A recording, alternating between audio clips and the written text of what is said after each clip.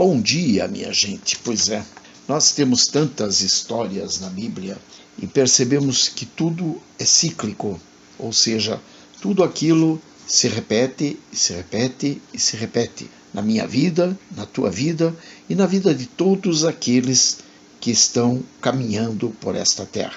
Embora muitos de nós não percebemos o que é essa repetição. A conclusão do ministério de Josué, que está lá no capítulo 24, onde nós vimos seu chamado, sua vida e a concretização de tudo, nós percebemos que com afinco Josué buscou colocar o povo firmado na fé e na adoração ao Deus santo, fiel e verdadeiro. Um dos pontos principais é que após a sua morte, eles continuassem perseverando na presença do Senhor. Em primeiro plano, nós vemos a despedida de Josué junto ao povo de Israel, conforme descrito lá no livro de Josué, capítulo 24, versículos 1 a 13. Depois, reuniu Josué todas as tribos de Israel em Siquém e chamou os anciãos de Israel, os seus cabeças, os seus juízes e os seus oficiais, e eles se apresentaram diante de Deus. Então Josué disse a todo o povo: assim diz o Senhor, Deus de Israel. Antigamente vossos pais, Tera, pai de Abraão e de Naor, habitaram da além do Eufrates e serviram a outros deuses. Eu, porém, tomei Abraão, vosso pai, da além do rio, e o fiz percorrer toda a terra de Canaã. Também lhe multipliquei a descendência e lhe dei Isaque. A Isaque dei Jacó e Esaú, e ao Esaú dei em possessão as montanhas de Seir, porém Jacó e seus filhos desceram para o Egito. Então enviei Moisés e Arão, e feri o Egito com o que fiz no meio dele, e depois vos tirei de lá. Tirando eu vossos pais do Egito, viestes ao mar. Os egípcios perseguiram vossos pais com carros e com cavaleiros, até o mar vermelho. E clamando vossos pais, o Senhor pôs escuridão entre vós e os egípcios, e trouxe o mar sobre estes. E o mar os cobriu, e os vossos olhos viram o que eu fiz no Egito. Então habitastes no deserto por muito tempo.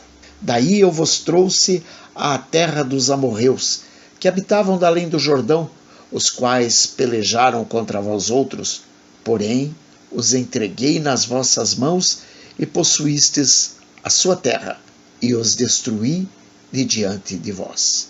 Levantou-se também o rei de Moabe, Balaque, filho de Zippor, e pelejou contra Israel.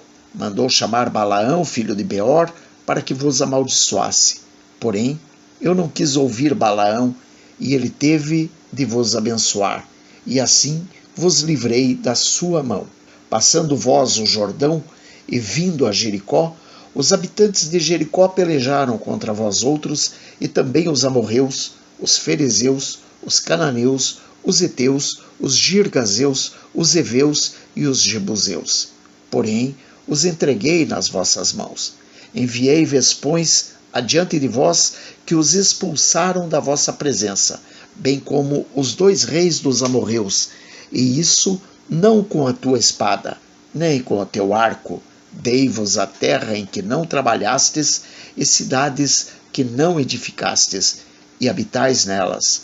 Comeis das vinhas e dos olivais que não plantastes. Pois então, como eu disse, essa passagem vem nos mostrar exatamente uma parte dessa despedida de Josué, que é o primeiro plano deste capítulo, do capítulo 24. Passando então por essa despedida, ficou muito evidente o chamado ao povo a que sirvam, a que servissem, a que nunca abandonassem ao Deus de Israel através da renovação da aliança proposta por Josué. Como disse Josué lá: agora, pois, temei ao Senhor e servi-o com integridade e com fidelidade. Deitai fora aos deuses aos quais serviram vossos pais, da além do Eufrates e no Egito, e servi ao Senhor. Porém, Se vos parece mal servir ao Senhor, escolhei hoje a quem sirvais, se aos deuses a quem serviram vossos pais, que estavam da além do Eufrates, ou aos deuses dos amorreus, em cuja terra habitais. Eu e a minha casa serviremos ao Senhor. Então respondeu o povo e disse: longe de nós o abandonarmos o Senhor para servirmos a outros deuses, porque o Senhor é o nosso Deus. Ele é quem nos fez subir a nós e a nossos pais da terra do Egito, da casa da servidão.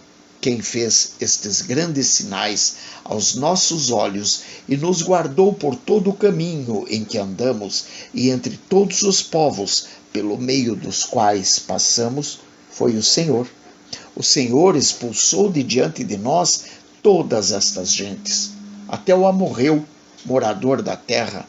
Portanto, nós também serviremos ao Senhor, pois ele é o nosso Deus. Então Josué disse ao povo: não podereis servir ao Senhor, porquanto é Deus santo, Deus zeloso, que não perdoará a vossa transgressão, nem os vossos pecados. Se deixardes o Senhor e servirdes a deuses estranhos, então ele se voltará e vos fará mal e vos consumirá depois de vos ter feito bem.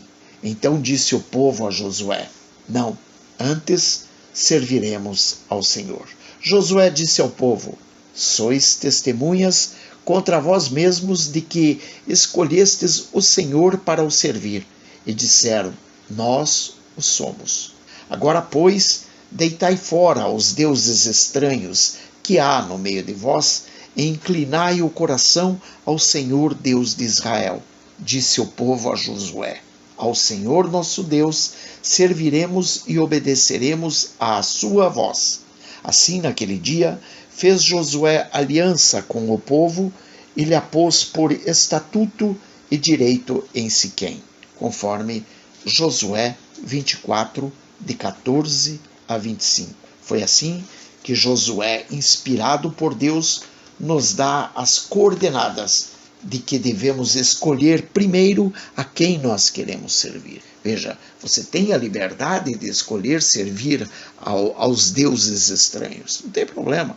Só não vá querer dar uma de espertinho, dizendo que vai servir ao Senhor e fazer coisas pelo caminho, porque ele não vai gostar.